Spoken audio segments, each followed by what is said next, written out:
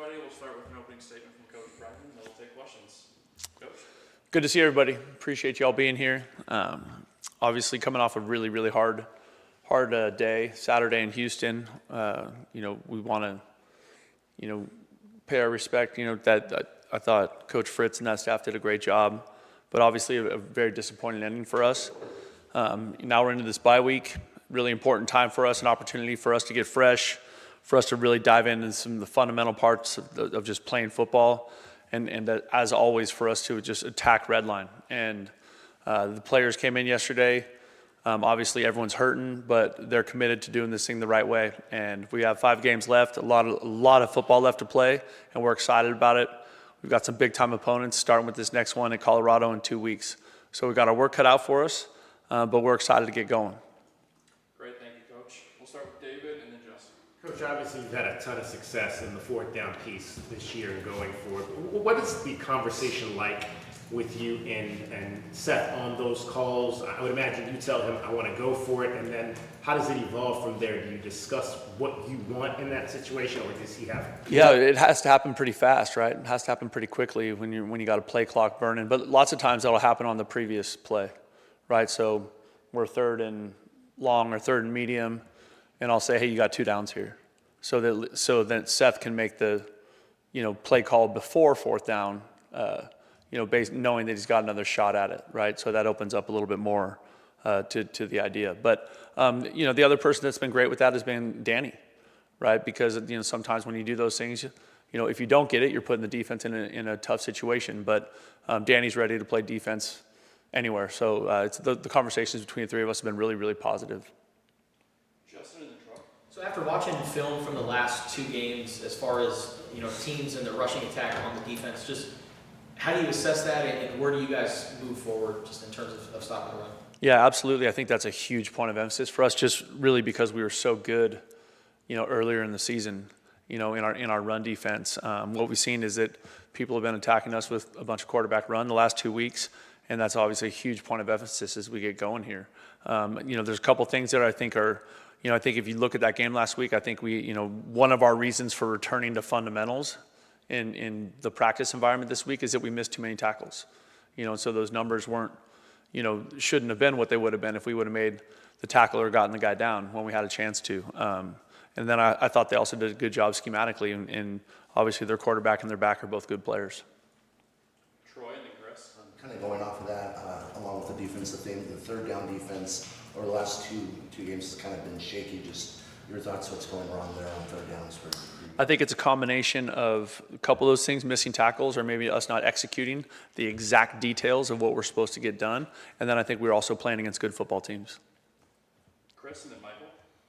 So Trace Spivey is 6th on the team in targets, but on 11 touches, he has 5 touchdowns. Really effective, getting in the end zone when he has the ball. What can you and Seth do to just get him more looks back half of the season? Yeah, absolutely. His production has been off the charts, right? Which is really exciting. I think that's one of those things that we felt great about the receiver room and the pieces that we added there over the offseason. And so because also Chris Hunter's a really good player too, right? And Chris Hudson a good player. And then, in the slot, we've got Nunu and we've got Wysong and we've got the young guys. And so there's a lot of people that can contribute in meaningful ways. And I think the more you see Trey play, the more confidence he plays with, which is really kind of what you would hope. And so, without saying we're going to throw it to Trey Spivey every play, right? Obviously, we want to put the ball in his hands. Michael and then Jason. There were a couple of calls that didn't go your way in that game. The one on the sideline that they didn't overturn, and then the illegal motion where they picked up the flag. Did you submit those to the conference for further review? And if so, have they gotten back to you? We did submit them, and they got back to us. And they said? Honestly, we're talking too much about the officials the last 2 weeks. And really, I just want to focus on what's next, and that's the University of Colorado. Jason and then Brian. The one play, the 4th and 1 with the RPO with Noah, the announcers kind of said that maybe it was just a called straight up handoff because of the read. Was that in the second quarter? Yeah, straight handoff. It was. Yep, we missed a block. Okay. Yep. It's frustrating because it was obviously I talked about it in my press conference after the game. It was a huge momentum play in the game. When it comes to the fundamental aspect in practice, what's the schedule going to be like this week as far as that before you shift to Colorado? Or is this week all going to be fundamental and about yourself rather than the opponent? It's going to be a combination of both. And so a big part of this week also is that we need to get fresh, right? We've been at this for a few months now.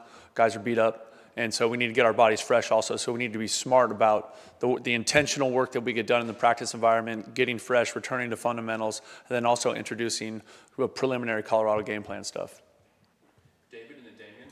Coach, I know Danny last week kind of talked about, really the role of the deep safeties in the run game, and he talked about Dalton and Traden and those guys coming down into the box to try to be that middle linebacker. But how much do you think this defense really needs a true middle linebacker, and how much maybe could a guy like Riley Wilson be that guy for this defense? I think Riley Wilson is playing exactly where he should be. We're getting a lot of production out of him and Max. And so, and the combination of what we're doing schematically, it's hard when you don't get the results you want, because then everybody needs to blame something.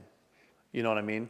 But we're playing good defense, and obviously it wasn't good enough on Saturday, but I'm confident with Coach Gonzalez and that defensive side of the ball. Those guys will get going. They'll get that thing on track.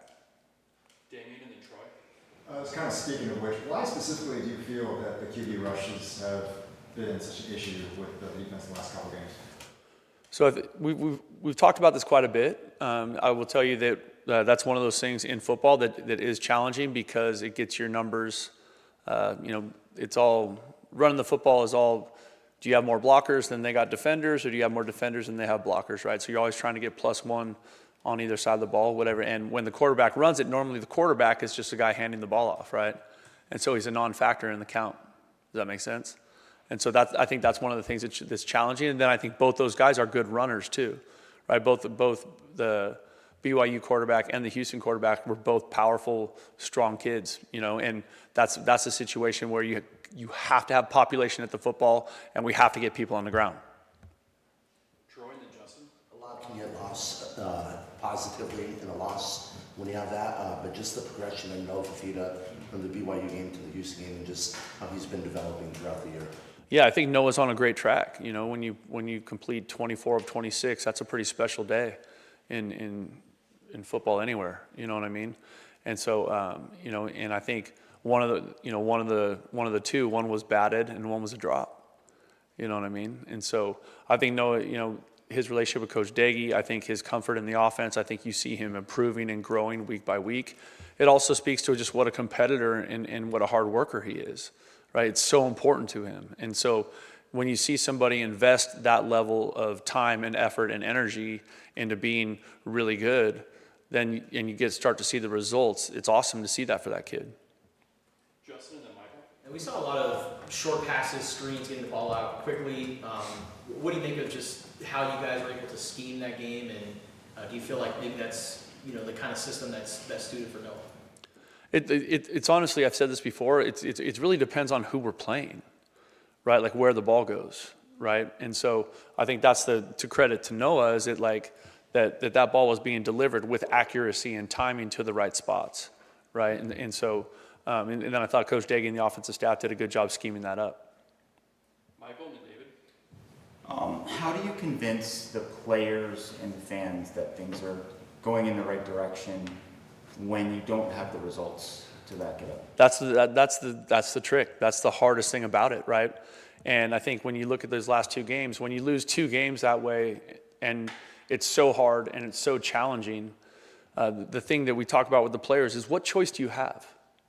I mean, really, what choice do you have? You want to choose to believe you can or you can't. And so with this team believes they can. And that's the way they showed up for work yesterday, and that's the way they'll show up for work tomorrow. You know what I mean? And I understand everyone's frustration because everyone here is frustrated too. Like no one puts more into this thing than the players and coaches do that are in the building, right? Like the care factor in this space right here is incredibly high. And so are the disappointments when you don't get the results you want, right? But helping our players navigate that and doing those things the right way and continuing to live Redline and continuing to dive into our process is what's given us a chance to play better football. We're playing better football, right? And if we stay the course, we will get it. We have to keep pounding the rock. Eventually, it's going to break. David and then Jason. Coach, you mentioned on the 4th and 1 you didn't get that was a designed run play to hand it off. All 3 of the ones were run plays. You were obviously successful on the other 2. But what's the RPO element in that in terms of Noah's ability to make the decision whether to keep it a straight run or to keep it and go? And how's he doing in that respect, do you think? He's doing great in that respect. And I think that there's a difference there, right? That was not a called RPO. That was a straight called run. Very different, right? Run PO or RPO is run pass option. He can do either. And he's really good at that stuff, you know what I mean? And so I think that's why you see him hitting some of those throws, 24 or 26. You know what I mean? Like, it's him making good decisions with the ball in his hand.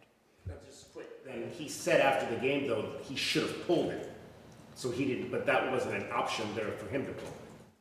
Pulling it and throwing it are two different things, right?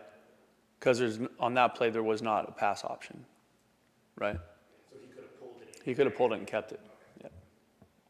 Jason and Justin? How do you, kind of similar to Love's question, how do you avoid, last year it seemed a little bit with the scores and stuff, guys started feeling bad for themselves a little bit. How do you kind of avoid that when you have games that are so close and right there, but they're not able to kind of get there? I agree. That is an incredible challenge. And it's an incredible challenge in the world where these young people are growing up in, because the public scrutiny is so much more than when I played, or you know what I mean, or generations of the past played, because everybody has access to them through their phone, right? Everybody can, tag them on social media, that kind of thing. I think the important part for us moving forward is that we need to focus on the good things that we did in those 2 games and realize that was 2 weeks ago, that was the first place team in the Big 12 that we went toe-to-toe with for 4 quarters and 2 overtimes and had a chance to win, and we didn't, but we were there. And last weekend, we're on the road against a 6-1 team, a 5-1 team, and we're down 2 touchdowns in the 4th quarter, and this team battled back and found a way to battle back and tie that game late in the 4th. You know what I mean? So I think there's so many positives also. And so what, again, to Michael's question, what are you going to choose to focus on? Right? There's details, there's things that we need to fix as a coaching staff, right? And emphasize and get tightened up with our players, right? But then there's also so many good things that we have to be excited about in that game, or we have to be excited about in the BYU game, and help the players see that, like, look at all the positive things that are happening. Stay the course. It's going to work for us. Because again, what choice do you have? Like, how do you want to live? Justin and then Chris? What has been the biggest improvement in Cameron Barmore's game since the time in spring where he kind of struggled to settle in a little bit? What has been the most noticeable thing about his improvement, and how does that add to what Sam does? I think it's really exciting to see Cam playing the way he is, and it's really fun because what we asked him to do when he came here is so different than kind of what he was used to doing, right? And so that part of it is, it's exciting to see him become an effective blocker and play with physicality. And that's part of his developmental process. I mean, I think that's one of those things. After the game the other day, you and I, we talked about Coach Miller. And I think that's something that all of our coaches are excellent at, is developing players. And I think that's part of the college process, right? And so, everybody wants the freshman to show up and be the best player on the team and like all that stuff, or the transfer to come in and instantly light the world on fire. But there's a developmental process towards getting good at college football, or getting good in this scheme, in this situation at a different institution. And to Cam's credit, he's just leaned into it. He's leaned into the coaching, he's leaned into the hard work, and you're seeing him play his best football he's played. Our last 2 will be Chris and David. Not a guy that you coached when he was at Arizona, but Lucas Haversick set the Packers franchise record yesterday, 61-yard field goal. Arizona is also the only team with 3 kickers, active kickers in the NFL right now. Just what does that do to kind of boost Arizona's brand on a national scale, having 3 guys kicking right now in the NFL? I think anytime you have players that have come from your program and are playing the National Football League, that's a great thing for the program, right? It's really cool to see all that. And his story is such an interesting story too. Just the kicker path is normally not like Tyler Loop. Like, normally those guys aren't getting drafted. Normally they're getting signed, and then they get cut, and then they get picked up, and then they, and to his credit, he's just stayed with it, right? And now he's really kind of establishing himself as a good player in that league at that position. So I think it's really special. Anytime you have a Wildcat playing in the National Football League, that's exciting for us. We'll finish up with Dave. Rhino got back in there, obviously had a big block on the last touchdown by Kedrick. Just kind of what's the advancement been for him, or maybe over the last couple of weeks? I think Rhino's moving in a good direction, and I think there's been a lot of positive, growth and development with that offensive line. I think Coach Oglesby's doing a great job with those players, and I think we've seen that production be solid. And so, Rhino coming off that injury, basically we're right at the line where he got hurt a year ago. You know what I mean? So like it's just now a year. And so for a big person like that, with the movement that he has to do and those kind of things, I think his progress has been good.